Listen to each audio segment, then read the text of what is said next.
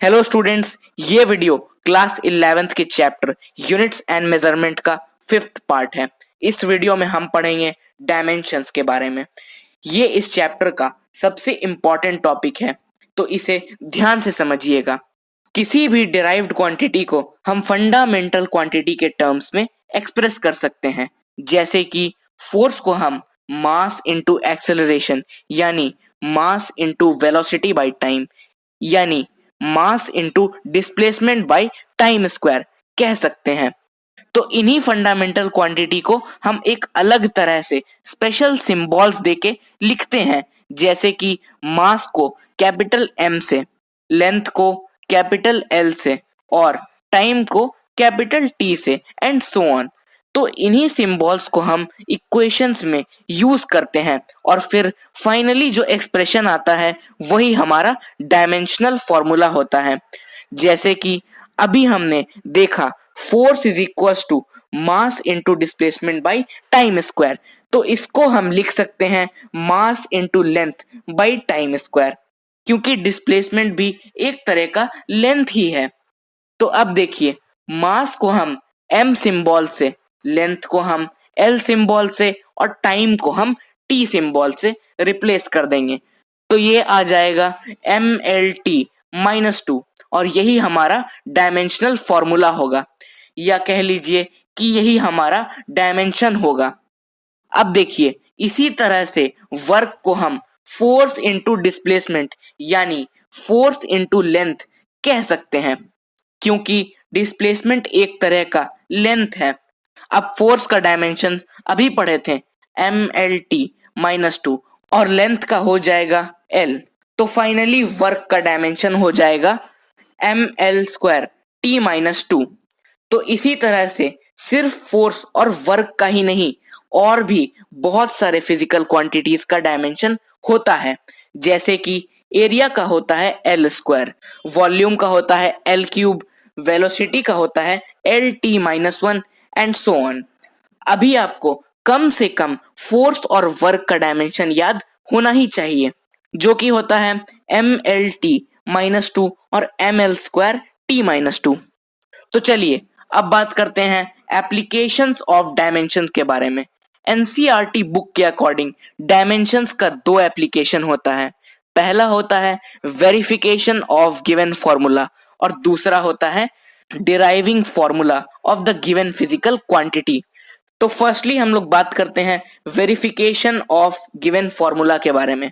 सबसे पहले तो एक बात आप लोग जान लीजिए कि किसी भी इक्वेशन में प्लस, माइनस या इक्वल टू साइन से सेपरेट किए हुए एलिमेंट्स का डायमेंशन सेम होता है। अगर उसका डायमेंशन सेम नहीं होगा तो वो इक्वेशन रॉन्ग होगा। तो इसी पॉइंट के बेसिस पर हम चेक कर सकते हैं कि दिया हुआ इक्वेशन सही है या गलत है, और इसी को हम वेरिफिकेशन ऑफ गिवन फॉर्मूला कहते हैं।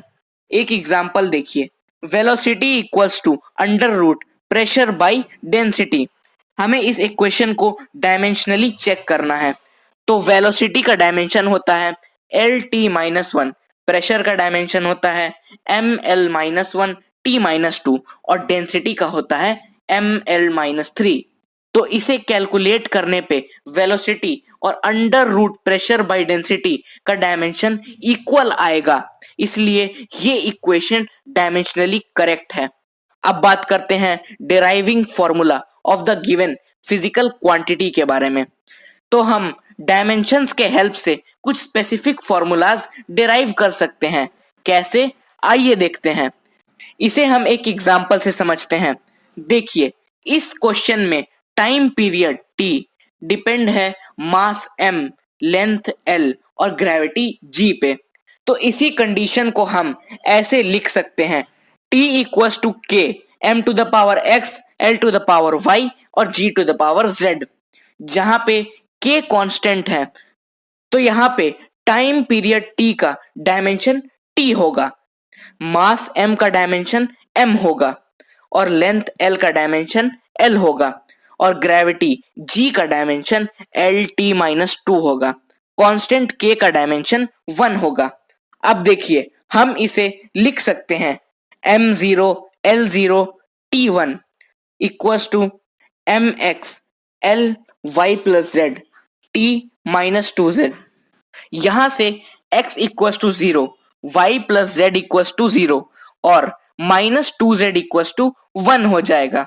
अब यहां से x y z निकाल के उसी इक्वेशन में पुट कर देंगे तो कैलकुलेशन करने पे हमारा फॉर्मूला भी डिराइव हो जाएगा। t इक्वल्स टू के अंडर रूट एल बाई जी। तो इसी तरह से हम फॉर्मूलाज डिराइव कर सकते हैं डायमेंशंस के हेल्प से। ये प्रोसेस बहुत इंपॉर्टेंट है और एग्जाम में अक्सर पूछा ही जाता है। तो चलिए अब बात करते हैं डायमेंशनल एनालिसिस के कुछ लिमिटेशंस के बारे में। डायमेंशंस के हेल्प से हम फॉर्मूलाज डिराइव तो कर सकते हैं लेकिन कांस्टेंट के का एक्चुअल वैल्यू पता नहीं कर सकते हैं और ये एक डायमेंशन का लिमिटेशन है। डायमेंशंस के हेल्प से हम सिर्फ प्रोडक्ट टाइप फॉर्मूलाज को ही डिराइव कर सकते हैं।